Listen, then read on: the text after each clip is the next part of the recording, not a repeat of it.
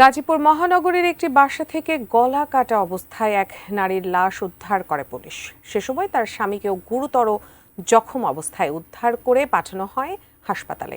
পরে হত্যা রহস্য উদ্ঘাটনে শনিবার সকালে ওই দম্পতির 16 বছর বয়সী মেয়েকে হেফাজতে নেয় পুলিশ। এরপর উঠে আসে বিস্ময়কর তথ্য। প্রতিনিধি শিহাব খানের পাঠানো তথ্য ছবিতে ডেস্ক রিপোর্ট।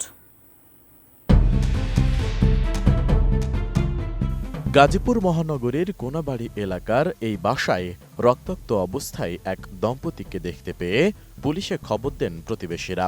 পরে পুলিশ গিয়ে তাদের দুজনকেই গলাকাটা অবস্থায় উদ্ধার করে। এর মধ্যে স্ত্রী রহিমা খাতুনকে মৃত অবস্থায় এবং স্বামী ইমরান হোসেনের পালস থাকায় পাঠানো হয় হাসপাতালে। শুক্রবার মধ্যরাতে নওয়াব আলী মার্কেট এলাকায় ঘটে এই ঘটনা। মৃত্যুর কারণ শনাক্ত করতে শনিবার ঘটনাস্থলে যায় পুলিশের ক্রাইম টিম সহ বিশেষায়িত বেশ কয়েকটি ইউনিট।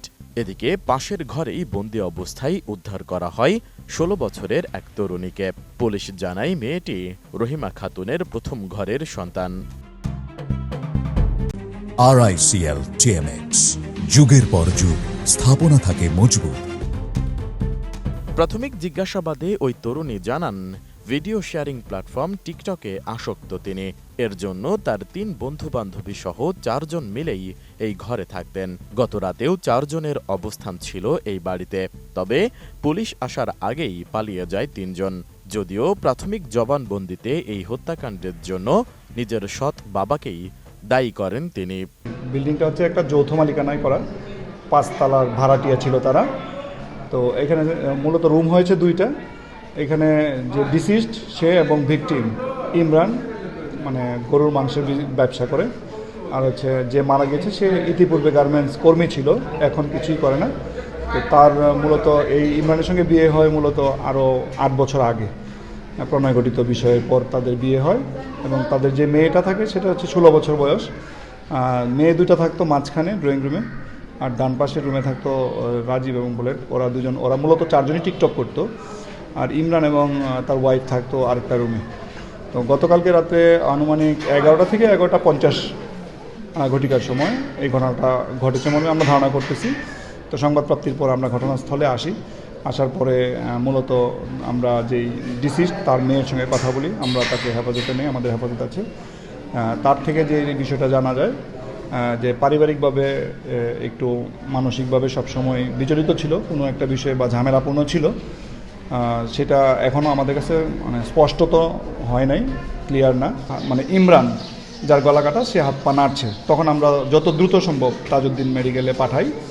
তার শ্বাসনালী কাটা গিয়েছে মানে তাকে তাজউদ্দিন থেকে প্রাথমিক চিকিৎসা শেষে ঢাকা মেডিকেলে রেফার করা হয়েছে।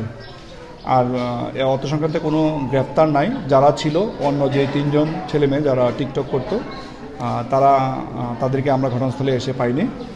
এই বিষয়ে তদন্ত চলছে, সিআইডি এবং পিবিআইও সেটা ইনভেস্টিগেশন করছে। আমরা এই মৃত্যুর কারণ সম্পর্কে আপাতত কিছু বলতে পারতেছি না, সুস্পষ্ট করে তদন্ত করে মূল বিষয় বলা যাবে। হত্যাকাণ্ডে ব্যবহৃত চাকু ছুরি পাওয়া গিয়েছে একের অধিক, 4টি সম্ভবত। এখানে হচ্ছে যেই মহিলা মারা গিয়েছে তার মেয়ে এবং টিকটক করতো আরও 3 জন, মোট 4 জন। তারা হচ্ছে এই মেয়ের বন্ধুবান্ধব ছিল না। ঘটনার পর আমরা পুলিশ যখন ঘটনাস্থলে আসে তখন ওই 3 জনকে পাওয়া যায়নি। এ ঘটনায় আরও জিজ্ঞাসাবাদের জন্য ওই তরুণীকে পুলিশি হেফাজতে নেওয়া হয়েছে। আতঙ্ক ছড়িয়ে পড়েছে পুরো এলাকায়। জড়িতদের দ্রুত শনাক্তের পাশাপাশি দৃষ্টান্তমূলক শাস্তির দাবি এলাকাবাসীর। আমার দেবর লাগে, আমরা শুনে আসছি যে আমার দেবরের গলা কাটতে ফেলায় রাখছে, সেই জন্য। পাশে 2টা ছেলে থাকে 2টা মেয়ে থাকে, কিন্তু ওর নাম জানি না আমরা। বিয়া করছে, 2টা সন্তান আছে, একটা ছেলে আছে একটা মেয়ে আছে। ওরা বাড়িতে থাকে, আগে জায়গায় ঢাকা থাকতো, ওরা বাড়িতে চলে গেছে গা। দ্বিতীয় বিয়া করার পরে সেই জায়গায় থাকে, এই জায়গায় আমরা থাকি এক জায়গায়, ও থাকে আলাদা ভাবে। এখন হঠাৎ করে খবর শুনি মারা গেছে। এখন কিভাবে মারা গেছে, কে মারছে আমরা কিছু জানি না।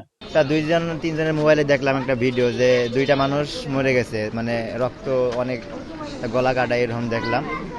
তা মানুষের জিজ্ঞাসলাম কি হয়েছে, বলে যে কেউ একজন এদের মারছে, একজন হসপিটালে, আর মহিলা মনে হয় বিল্ডিং এ আছে এখনো। ঠিক আছে, সিরাজগঞ্জের মেয়ে, স্বামী স্ত্রী এই বাসায় ভাড়া থাকতো। পরে শূন্য আসার পরে তো লাশই দিলাম, আর কিছুই দিলাম না, ঘটনা এই পর্যন্ত। ভুক্তভোগী এই দম্পতি চলতি মাসেই কোনাবাড়ির ওই বাসায় ভাড়া নিয়েছিলেন। স্বামী পেশায় কসাই আর স্ত্রী ছিলেন গৃহিণী। আতঙ্ক তৈরি করে অবশ্যই তো ভয়ের কারণ আছে। এটা শুনলাম 2 জন বলে মারা গেছে, একজন মহিলা আর একজন ছেলে। ছেলে বলে মারা যায় নাই বলে মেডিকেলে নিয়ে গেছে গায়ে, এটুকুই জানি, আর কিছু জানি না।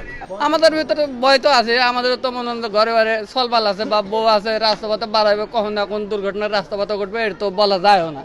একটা মহিলা মারা গেছে, জবাই করছে, আর তার স্বামী মেডিকেলে, এইটুকুই জানি। এরকম ঘটনা আপনাদের মধ্যে একটা ভয়ের কাজ? অবশ্যই এটা মানে এমন একটা বিচার হোক যাতে এইসব যাতে না হয়। স্বামী স্ত্রী 2 জন খুন হয়েছে, তা এখানে আসছি দেখতে, আসে দেখলাম স্বামী অসুস্থ, ওনাকে মেডিকেলে নিয়ে গেছে, স্ত্রী মৃত, মাত্র অ্যাম্বুলেন্সে নিয়ে গেল। Desk report, ATN news.